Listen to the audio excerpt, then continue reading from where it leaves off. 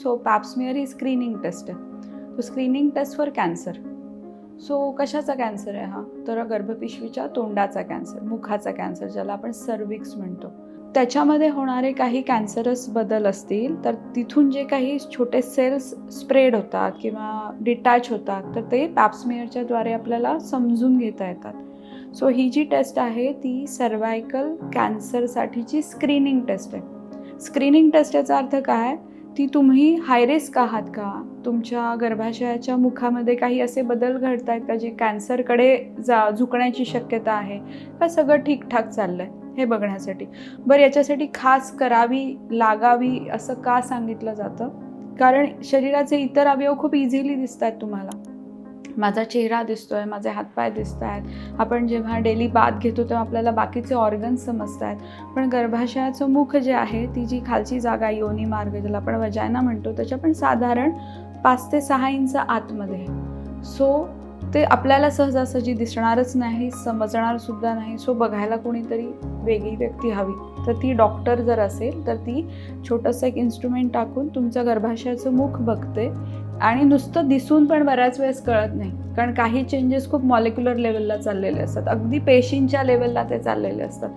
त्याच्यासाठी तो पेशींचा एक छोटासा भाग कापसाच्या किंवा एखाद्या छोट्या ब्रशच्या साह्याने घेतले जातात आणि ते स्लाईडवरती सूक्ष्मदर्शकाखाली मायक्रोस्कोपखाली तपासले जातात की त्याच्यामध्ये नॉर्मल सेल्सच आहेत का, काही बदल झालेले सेल्स आहेत का, काही सेल मॅलिग्नन्सीच्या चेंजेसकडे म्हणजे कॅन्सरच्या बदलांकडे झुकणारे आहेत का. अजून एक पॅप्समियरची जमेची बाजू म्हणजे बऱ्याच वेळेस आपल्याला वेगळे इन्फेक्शन्स पण कळतात त्याच्यात, जे सेक्शुअली ट्रान्समिटेड आहे, म्हणजे शरीर संबंधामुळे येणारे इन्फेक्शन्स आहेत. सो पॅप्समियरचा तसा खूप वाईड व्हरायटी आहे, पण बेसिकली आपण प्रमोट करतो that is for a cancer screening.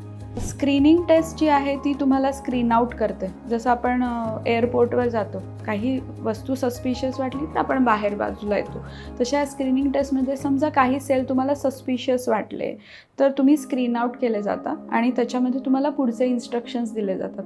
आता HPV हा शब्द तुम्ही ऐकला असेल, ह्युमन पॅपिलोमा व्हायरस.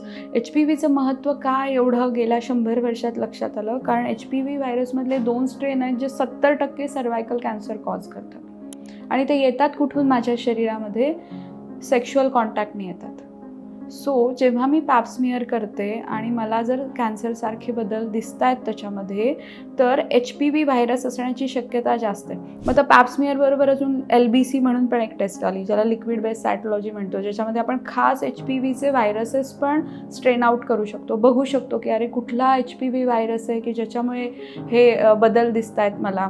आणि जर तसं असेल तर आपलं शरीर तसं खूप इंटेलिजंट आहे, हुशार येते अगदी. त्याला ना लढण्याची त्याची नैसर्गिक क्षमता आहे. प्रत्येक HPV व्हायरसनी झालेलं इन्फेक्शन किंवा कॅन्सरसारखे दिसणारे बदल कॅन्सरमध्येच जातात असं नाही. 1 ते 2 वर्षात बऱ्याच वेळेस तुम्ही क्युअर पण होता, तुमचं शरीरच त्याला बाहेर काढून टाकतं. सो आपल्याला काय करायचं असतं, समजा काही बदल असे दिसले विच आर व्हेरी बेसिक, तर आम्ही तुम्हाला सांगतो की आणखीन काही दिवसांनी परत या, अशी शक्यता वाटते आपल्याला. So this is very basic की जिथे अगदी सुरुवात झालेली आहे त्या गोष्टींची. समजा इन्फेक्शन असेल तर आम्ही तुम्हाला सांगतो याची ही ट्रीटमेंट आहे, यू कम अगेन. तर काही पिरियॉडिक लेवलला आम्ही तुम्हाला बोलवतो. जर तुम्ही पूर्णपणे निगेटिव्ह असाल तर 3 वर्ष ते 5 वर्षाचा कालावधी आहे फॉलोअपचा. जर तुम्हाला बेसिक पॅथॉलॉजी काही दिसतीये, बाबा काही बदल दिसत आहेत, तर आम्ही तुम्हाला 12 आठवड्यांनी बोलवतो. आजच HPVसाठी ट्रीटमेंट नाही, इन्फेक्शनसाठी ट्रीटमेंट आहे. इन्फ्लमेशनसाठी काही गोष्टी सांगितल्या जातात तुम्हाला, पण HPVसाठी आजच अशी खास ट्रीटमेंट नाही. The follow up is there. पण जर समजा कॅन्सर आणखीन काही बेसिक लेवलला पसरला आहे, ते बदल आणखीन काही सेल्स क्रॉस करून डीपमध्ये जात आहे, असं जर लक्षात आलं तर आम्ही कॉल्पोस्कोपीचा सल्ला देतो. Colposcopy is more definitive diagnostic tool की ज्याच्यामध्ये कळतं तुम्हाला एरियाज दिसतात, त्या ठराविक एरियामधून तुम्हाला छोटे छोटे पीसेस काढून तपासता येतात. पण अकॉर्डिंग टू ग्रेडिंग मग पुढची मॅनेजमेंट होते. पण माझी टेस्ट पॉझिटिव्ह आली आणि निगेटिव्ह आली असं हे नाही आहे. मी सस्पिशियस आहे, सस्पिशियस असल्यामुळे मला परत आणखीन पुढे टेस्ट करायला लागतील आणि मग पुढे जायला लागेल. समजा अतिशय बेसिक बदल जर असतील तर आपल्याला फॉलोअप थोडा लवकर घ्यायला लागतो. So it is at actual 12 महिन्याने आम्ही तुम्हाला बोलवतो परत. थोडंसं स्वातंत्र्य आहे प्रत्येकालाच. पूर्वी आपण समजत होतो की फॉरेन कंट्रीजमध्ये थोडा ओपन सेक्स असतो की जिथे सेक्शुअल पार्टनर्स निवडण्यासाठीचं स्वातंत्र्य आहे, मुभा आहे, प्री मॅरिटल सेक्स पण आहे. भारतासारख्या ठिकाणी पूर्वी दिसत नव्हतं, पण आता आहे. बऱ्यापैकी मुलं आणि मुली या बाबतीत बऱ्यापैकी स्वतंत्र विचार करतात. त्यामुळं अर्ली सेक्शुअल एक्सपोजर आपल्याकडे दिसतं. मे बी म्युच्युअल असेल, वी डोंट नो, आपल्याला नाही माहिती त्याच्याबद्दल. पण हेल्थकेअर सिस्टीम त्या मॉरॅलिटीमध्ये न जाता काय करायला हवं याच्याकडे बघतीये. सो काय करायला हवं, समजा जर मी सेक्शुअली ॲक्टिव्ह आहे, माहीत नाही माझा मी कमिटेड पार्टनर आहे माझा, अदरवाईज मला मल्टिपल सेक्शुअल पार्टनर्स आहेत. माझा पार्टनर आणखीन कुठे ॲक्टिव्ह आहे सेक्शुअली, वी डोंट नो. तो जो काही इन्फेक्शन घेऊन येणार आहे तो जर माझ्या बरोबरच्या कॉन्टॅक्टमुळे माझ्या शरीरात येणार आहे का नाही हे मला आत्ता काहीच कळणार नाही. त्यामुळं आम्ही काय केलं, 21 ते साधारण ॲट द एज ऑफ 65 तुम्ही पॅप्समिअरसाठी एलिजिबल आहात. So we are not going to ask each and everybody की अरे तुम्ही सेक्शुअली ॲक्टिव्ह आहात का, तर या आणि पॅप्समिअर करा. मला माहिती की माझं स्वातंत्र्य मी कुठपर्यंत घेते आहे फॉर माय सेक्शुअल रिझन्स. तसं जर असेल तर 21 ते 65 जे कोणी सेक्शुअली ॲक्टिव्ह आहेत, whether it is a single partner or multiple partner, त्यांनी पॅप्समिअरची टेस्ट करावी. आणि जसं आपलं मागे बोलणं झालं, पॅप्समिअरची टेस्ट समजा जर माझी निगेटिव्ह आली तर 3 to 5 years नंतर परत रिपीट करा. कारण काय माहिती का, भीती जी आहे ती इन्फेक्शन असेल तर तुम्हाला कळतंच की मला डिस्चार्ज होतो आहे, मला फाऊल स्मेलिंग डिस्चार्ज येतो आहे किंवा वाईट डिस्चार्ज होतो आहे, I am not comfortable with my private parts, that you will know, हे तुम्हाला कळणार आहे. पण जर कॅन्सरस बदल असतील तर ते पटकन येत नाहीत, लगेच तुम्हाला समजणार पण नाही आहेत. अगदी खूप रेअरली कधीतरी पोस्टकॉयटल म्हणजे संबंध आल्यानंतर होणारं ब्लिडिंग किंवा एखादं डिस्कम्फर्ट येणारा खालच्या पोटाच्या भागामध्ये, पण ते पण कळण्या इतपत जर तुम्ही खूप वेळ घालवत गेला त्याच्यामध्ये, तर जी क्युरेटिव्ह विंडो आहे म्हणजे जिथे तुम्हाला बरं होण्यासाठीचा चान्स आहे तो आपण गमावू शकतो. त्यामुळे इट इज बेटर, जर मला माझं सेक्शुअल लाईफ माहिती आहे, सो इट इज बेटर की मी जावं आणि माझं पॅप्समिअर करून घ्यावं. आणि याच्यासाठी तुम्हाला हेल्थकेअर सिस्टीम बाकी सगळ्या गोष्टी तर प्रोव्हाइड करतेच आहे ना. तो त्या डायलेमामध्ये न जाता की अरे ही एक्स्ट्रा टेस्ट आहे का, काय करायची गरज आहे. आम्ही तर बॅरियर कॉन्ट्रासेप्शन वापरतो, म्हणजे आम्ही कंडोम वापरतो. मला नाही काही इन्फेक्शनचं कारण व्हायचं, पण तसं नाही आहे. कंडोम वापरून सुद्धा HPV खूप इझिली तुमच्या बॉडीमध्ये येऊ शकतो from your sexual partner. That's why you have to do it. 21 ते 65 प्रत्येक स्त्रीने स्वतःचं लाईफस्टाईल बघून या गोष्टींचा विचार करा. शक्यतो पॅप्समिअरसाठी तुम्ही गायनेकॉलॉजिस्टकडे जा. अलीकडे सगळे लॅबोरेटरीज पण ह्याची सोय देतात, पण गायनेकॉलॉजिस्टला एक बघण्याची दृष्टी असते. त्याला नॉर्मल सर्विक्स पण बघून माहिती असतं, त्याला प्रेग्नंट सर्विक्स पण बघून माहिती असतं, त्याला काही इन्फेक्टिव्ह सर्विक्स पण बघून माहिती असतं. त्यामुळे पॅप्समिअरचा एरिया कुठून घ्यावा, काय घ्यावा, याच्याबद्दलचं ज्ञान गायनेकॉलॉजिस्टकडे जास्त आहे. सो इट इज बेटर की तुम्ही एक चांगला गायनेकॉलॉजिस्ट बघा, तुम्हाला ज्याच्याबरोबर कम्फर्टेबली बोलता येतं. तुमची काही हिस्ट्री डिस्कस करायची असेल तर ती डिस्कस करता येते. जुने काही तुमचे अनुभव असतात ते तुम्हाला शेअर करता येतात आणि दॅट यू कॅन डू. मग त्यामुळे gynaecologist is more better.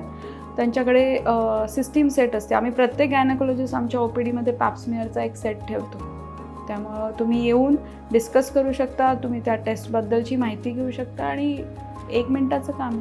HPV virus सेक्शुअलीच transmit होतो. सेक्शुअल कॉन्टॅक्टच्या पद्धती बऱ्यापैकी खूप एक्सप्लोअर करतात अलीकडचे जनरेशन म्हणा, की ज्याच्यात ओरल सेक्स आहे. ओरल सेक्सनी पण HPV ट्रान्सफर होतो. माउथ टू माउथ किसिंग आहे, त्यानेसुद्धा HPV ट्रान्सफर होतो. आणि with sexual contact, me blood घेतलं आहे कोणाचं आणि मला झाला आहे, मी हँडशेक केलं, हँडशेकनी पण होण्याची शक्यता आहे, पण not as much as sexual activity. कुणीतरी गालावर किस केलं आहे जो HPV पॉझिटिव्ह, नाही होणार मला, पण माउथ टू माउथ किसिंग नाही होणार का, तर होणार, व्हायची शक्यता आहे. आणि त्याचनी जे येणारे आजाराची पद्धती आहे, HPV व्हायरस आपण स्पेसिफिकली म्हणू, तो त्याच्यातले काही स्ट्रेन्स आहेत जे कॅन्सरस आहेत, पण काही स्ट्रेन्स आहेत ना ते छोटे छोटे छोटे नोड्यूल्स आहेत, त्याला वॉट्स म्हणतात आपण. चामखेळीसारखे असे रेग्युलर येणारे कठीण असे छोट्या छोट्या गुठळ्या चेहऱ्यावर दिसायला लागतील तुम्हाला, किंवा प्रायव्हेट पार्ट्सला दिसायला लागतील. मुलांच्या पेनिसवरती दिसायला लागतील किंवा मुलींच्या प्रायव्हेट पार्ट्सवरती दिसायला लागतात. सो त्याचे बरेचसे व्हेरियंट्स आहेत आणि ते फक्त सेक्शुअल कॉन्टॅक्टने ट्रान्सफर होतं. HPV पॉझिटिव्ह आले म्हणजे मला कॅन्सरच झाला असं नाही. त्याची डेप्थ किती आहे, किती सेल्स अफेक्ट झाले, काय लेयर्समध्ये अफेक्ट झाले, त्याच्यासाठी मग पुढे कॉल्पोस्कोपी आली, रिपिटेटिव्ह टेस्ट आल्या, त्या पण माझ्या परत जर पॉझिटिव्ह आल्या तर आपल्याला लोकल पण मॅनेजमेंट करता येते. जेव्हा तुम्ही यंग आहात तेव्हा तुमची गर्भपिशवी वाचवता येते. So we can save the uterus and we can only take out that part which is affected because of HPV. कारण हे खूप सुपरफिशियल लेयर्समध्ये हळूहळू त्याची डेप्थ जाते. त्यामुळे कधी जेव्हा तुम्ही HPV व्हायरसनी अफेक्ट होतं तुमचं सर्विक्स, 15 ते 17 वर्षांचा पण कालावधी आम्हाला दिसलेला आहे की जेव्हा ते कॅन्सरमध्ये चेंज होतं. So you are having a enough time. म्हणून तर या टेस्टला एवढं महत्त्व आहे. म्हणजे 100 वर्षापूर्वी जॉर्ज पापानिकुलला वाटावं की सायटॉलॉजीतून आपण कॅन्सर डिटेक्ट करू शकू आणि हे ॲक्च्युली त्याच्या नावासाठीचाच हा ट्रिब्यूट आहे की म्हणून आपण याला पॅप्समियर म्हणतो. आणि मग त्यांनी एक्सप्लेन करावं, सांगावं आणि ती इतकी वर्ल्ड वाईड आता मान्यता घेतली जावी त्याची. आणि आपण सगळेच त्याच्यातून जेव्हा पॅप्समियरच्या माध्यमातून स्क्रीनिंग करतोय तेव्हा we are reducing the cancer rates more than 50%. आणि त्याला अजून एक बूस्ट आहे तो 15 ते 17 वर्षाचा त्याचा इनॉक्युलेशनचा कालावधीचा. म्हणजे मला व्हायरसनी इन्फेक्ट केलं आहे आणि माझा कॅन्सरमध्ये होणारा बदलमधला पिरियड खूप मोठा आहे. सो तो आपल्याला भरपूर कालावधी देतो. मी पॉझिटिव्ह असेल, माझं HPV DNA दिसतोय माझ्या टेस्टमध्ये, तर मी जर वॅक्सिन घेतलं तर अगदी घ्यावं. जुना आजार माझा बरा नाही होणार, पण रिपीटेड होणारं जे व्हायरसच्या इन्फेक्शननी होणारे बदल आहेत ते मात्र आपल्याला नक्की थांबवता येतात. त्यामुळे तर आता सध्याचा जो ट्रेंड आहे तो 9 ते 14 वर्ष, म्हणजे तुम्ही सेक्शुअली ॲक्टिव्ह होण्याच्या कालावधी अगोदर तुम्ही वॅक्सिनेट व्हा. सो तुम्हाला जास्त चांगलं प्रोटेक्शन मिळेल. आणि 14 वर्षानंतर आपण 3 डोसेस ॲडवाईज करतो. शक्यतो अर्ली सेक्शुअल बिहेवियर असू शकतं हे गृहीत धरू, कारण आपल्याला इथे मास वॅक्सिनेशन अपेक्षित आहे, नॉट नेसेसरी टार्गेटेड वॅक्सिनेशन. पण जेव्हा आपण हॉस्पिटल्सना जातो, भेटतो, तेव्हा तुम्हाला डिस्कस करून तुमचं वॅक्सिनेशन शेड्यूल अगदी ठरवता येतं. जुना आजार नक्कीच बरा नाही होणार, पण वॅक्सिननी पुढच्या स्ट्रेनसाठी तर तुम्ही प्रोटेक्ट होता का, तर 100% प्रोटेक्ट होता. With due respect to all your freedom, माझ्याकडे एक मुलगी येत होती आणि सुरुवात जेव्हा झाली तेव्हा अगदी प्रायव्हेट पार्टच्या एरियामध्ये एक छोटाशी वॉर्टी ग्रोथ होती. बघितल्यावरच लक्षात आलं this is because of HPV virus. पण हा जो वॉर्ट ग्रोथ करणारा HPV व्हायरस आहे ना, तो बेनाईन आहे, म्हणजे तो त्रास नाही देत, तो कॅन्सरमध्ये बदल नाही करत. पण आम्ही तेवढंच तो पार्ट तिला काही औषधं दिली लोकल आणि तो बरा झाला. सो आम्ही काउन्सिल पण केलं तिला की असं जर असेल तर you should be aware of it आणि तू HPV वॅक्सिनेशन घेऊन टाक कॅन्सरसाठी जे येतं आहे ते सध्या. आणि आस्क युअर पार्टनर ऑल्सो की तू तुझ्या पार्टनरला पण सांग की त्यांनी हे घ्यायला हवं, बिकॉज तिचं असं म्हणणं होतं की she is committed to one partner. 6 महिन्यांनी परत आली, त्यावेळेस परत वॉर्टी ग्रोथ वाढले होते, वॅक्सिनेशन घेतलं नव्हतं. तेव्हा परत बसून काउन्सिल केलं तर तिनं वॅक्सिनेशनसाठी ती तयार झाली. She started with the regular doses. पण यावेळेस ना आम्हाला सर्जरी करून ते छोटे छोटे वॉर्टी ग्रोथ्स काढायला लागले होते. आता वॉर्टी ग्रोथ्स काढतो म्हणजे आपण फक्त तिथल्या व्हायरसची ग्रोथ काढतो. ॲक्च्युअल जे व्हायरसनी आतमध्ये जे काही प्रस्थान मांडलेलं असतं त्याच्यामध्ये आपल्याला खूपसे बदल नाही करता येत. पण जेव्हा मला HPVच्या दुसऱ्या स्ट्रेननी इन्फेक्शन होतं तर इट इज मोर लाईकली की मला कदाचित कॅन्सरस स्ट्रेननी सुद्धा इन्फेक्शन होण्याची शक्यता आहे. तिला तेव्हा परत आम्ही सांगितलं की तू पार्टनरला काउन्सिल कर. टिल दॅट टाईम पार्टनरवरच्या पण प्रायव्हेट पार्ट्सवरती थोडे वॉर्टी ग्रोथ दिसायला लागला होता. सो दोघांनीही वॅक्सिनेशन घेतलं. बोथ आर डुईंग वेल राईट नाऊ. आता नवीन तर ग्रोथ आम्हाला दिसत नाही आहे, पण जेव्हा आम्ही तिचं रिपीटेड पॅप्समियर करतो तर अजून तरी आम्हाला HPVचं इन्फेस्टेशन तिथे दिसलेलं नाही आहे. But she is very well convinced with that की नाही बाबा की आता हे करते, so I am in on track. मी माझ्या प्रायव्हेट पार्ट्सची काळजी प्लस कॅन्सर सर्विक्स होण्यापासून माझा बचाव करण्यासाठी पूर्णपणे तयार आहे. सो तिचा जो आलेला कॉन्फिडन्स आहे, तिच्या पार्टनरचा आलेला जो कॉन्फिडन्स आहे, so that is really giving us a smile की बरं वाटतं आहे. अजून एक दुसरी गोष्ट अशी होती की हजबंड इज व्हेरी अल्कोहोलिक आणि तो कसलीच काळजी घेत नव्हता. त्याचे एक्स्ट्रा मॅरिटल अफेअर्स पण खूप होते. But the lady has to suffer. आणि लाजून तिनं आम्हाला कधी सांगितलंच नाही. पूर्ण जेनायटल एरिया वॉर्टी ग्रोथनी भरला होता तिचा. आणि तिचं मात्र आम्ही जेव्हा पॅप्समियर आणि लिक्विड बेस सायटोलॉजी केली तो she was very high risk for that. दोन्ही स्ट्रेन्स आले होते HPVचे पॉझिटिव्ह तिच्यामध्ये. सो तिचं मात्र आम्हाला कोनायझेशन करून म्हणजे पूर्ण एक्सेसिव्ह सर्जरी करायला लागली, कारण ते इतकं डिफिकल्ट होतं तिच्यासाठी वॉर्टी ग्रोथनी रेग्युलर वर्क करणं.